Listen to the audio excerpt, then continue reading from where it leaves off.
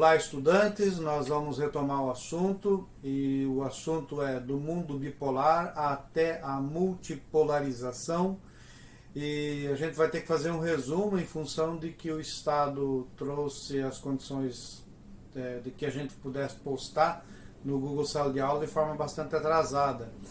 Não vamos entrar no mérito do porquê que isso aconteceu, mas a gente então vai fazer um resumo sobre isso. O primeiro assunto que nós deveríamos estar abordando a partir desse resumo é que a Alemanha foi dividida em dois espaços territoriais, um pedaço capitalista e um pedaço socialista, e isso ao final da Segunda Guerra Mundial. Quando se avizinhou o final da Segunda Guerra Mundial, já se estava estabelecendo o conflito que iria perdurar a partir de então, que era o conflito entre o mundo capitalista e o mundo socialista. E nesse sentido, a Alemanha foi dividida em de duas maneiras, a Alemanha Oriental e a Alemanha Ocidental, e especificamente uma cidade, que era Berlim, ela foi dividida ao meio também. Então ficou Berlim Oriental e Berlim Ocidental. E é curioso que Berlim estava dentro do espaço socialista.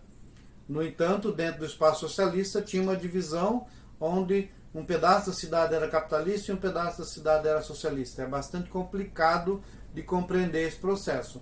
Mas o Muro de Berlim, que ficou conhecido como dito o Muro de Berlim, ele foi erguido exatamente para separar essas duas cidades, essa cidade em duas, e separar dois modelos de economia, um modelo que era capitalista e um modelo que era socialista. Então é um símbolo da Guerra Fria, o Muro de Berlim.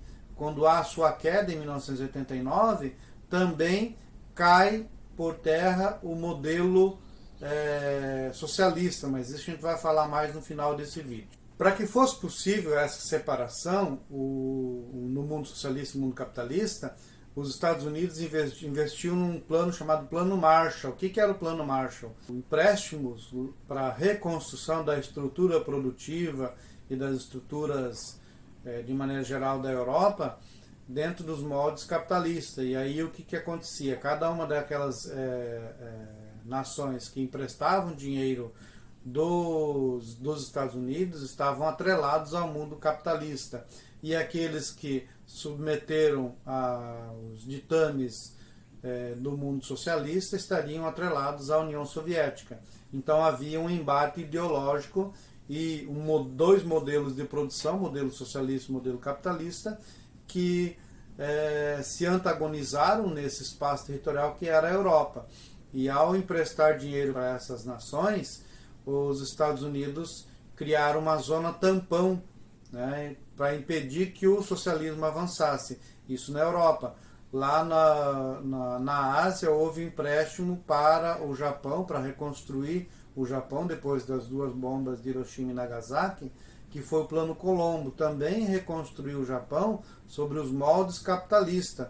E aí as maiorias das empresas que eram empresas tradicionais no Japão se tornaram empresas dentro dos moldes capitalistas. Então a reforma que aconteceu do Japão, toda a reforma estrutural, reforma tributária, reforma capitalista de maneira geral, ela se dá dentro dos moldes capitalistas dos Estados Unidos. Isso nós temos que ter clareza. Que no mundo socialista o investimento é no Estado forte, no mundo capitalista o investimento é do Estado fraco, a presença cada vez menor do Estado nas políticas públicas. E aí se dá aquilo que nós conhecemos como Guerra Fria. A Guerra Fria foi um embate ideológico entre essas duas superpotências e que tinham duas alianças militares. Do lado capitalista, a OTAN, Organização do Tratado do Atlântico Norte. A gente pode até fazer uma ressalva aqui e lembrar que a OTAN está sendo reavivada hoje. Se está sendo reavivada a OTAN hoje, há uma nova Guerra Fria em curso aí, mas isso não é objeto de estudo nesse momento. Nesse momento é o mundo bipolar, que era esse embate ideológico, Guerra Fria, União Soviética e Estados Unidos, e até a queda do muro, e o mundo multipolar, né, que a gente vai tentar fazer esse resumo aqui. Então nós não vamos adiantar situações que estamos vivendo agora na atualidade. Mas há que se entender que haviam duas alianças militares, de um lado a aliança socialista, que era o Pacto de Varsóvia, e de outro lado a aliança capitalista, que era a OTAN. Elas duas estabeleceram uma corrida, chamada corrida armamentista, e havia muito incentivo para que essas duas potências, cada um de um lado, produzissem armas para se enfrentar nos campos de batalha. E dentro dessa corrida armamentista houve uma outra corrida chamada corrida espacial, que era para ver quem é que ia primeiro chegar à Lua. Qual a importância de chegar à Lua? Importância nenhuma. Na verdade, a importância era nos investimentos que se seguiam para que você conseguisse esse objetivo, que era chegar na Lua. Chegar na Lua era o objetivo. O importante era o processo que se dava. Todos os investimentos que aconteceram ao longo do processo para que o homem conseguisse chegar à Lua, ele resultou em tecnologias que nós temos à nossa disposição nos dias atuais. Isso foi de extrema importância para o progresso de maneira geral, para o nosso consumo, vamos imaginar assim. É importante lembrar também que esses embates ideológicos, eles se dão, como eu acabei de dizer, no campo ideológico. Do lado socialista havia o chamado socialismo científico, que foi idealizado por Karl Marx e Friedrich Engels. Esse socialismo científico ele foi a base para o socialismo que foi implantado na União Soviética. E, de fato, houve muito crescimento econômico e muito crescimento social daquela população, de maneira geral. O detalhe é, à medida que foi se acirrando a disputa ideológica e a disputa militar entre as duas superpotências, a União Soviética destinou muito mais dinheiro para a produção de armas e deixou desassistida a produção tecnológica de bens e serviços para a população de maneira geral, o que levou a uma insatisfação. O livro de vocês traz uma definição curiosa, ele chama de obsoletismo tecnológico, e que levou a uma insatisfação popular, ou seja, as tecnologias se tornaram obsoletas a tal ponto de que não havia mais produtos a serem oferecidos no mercado. Por quê? Porque elas não davam conta da demanda do consumo, motivo pelo qual a população foi à rua e derrubou o modelo socialista, né? Muito fortemente apoiado pelo lado capitalista, que queria ver o mundo socialista ruir mesmo.